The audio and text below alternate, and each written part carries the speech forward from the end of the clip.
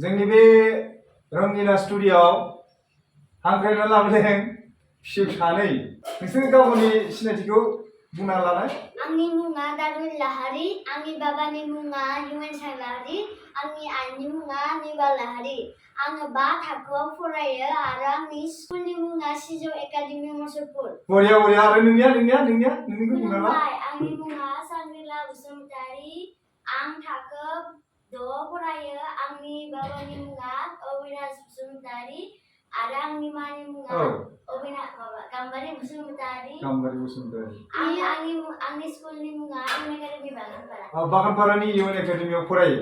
आच्छा, नोंसोरोथ' नोंसिनि रोंगौथिखौ नोंसिनि रोंनायखौ माबा मोनसे देखायनो लुबैयो नालाय।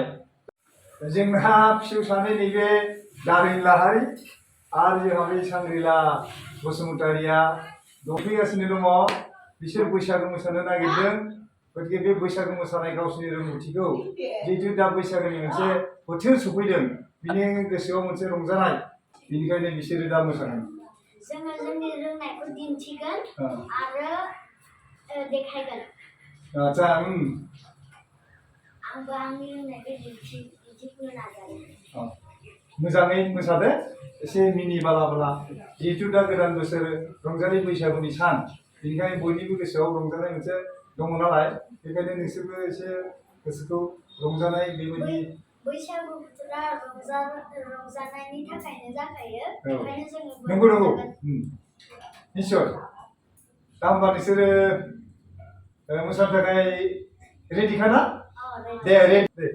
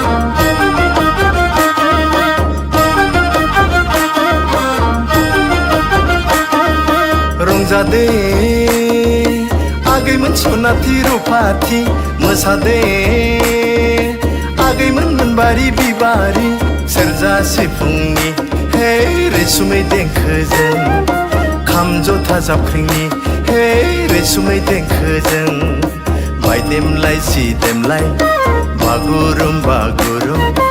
ओइ सनाथि रुफाथि, ओइ मोनबारि बिबारिमोन, ओइ सनाथि रुफाथि, हे मोनबारि बिबारिमोन।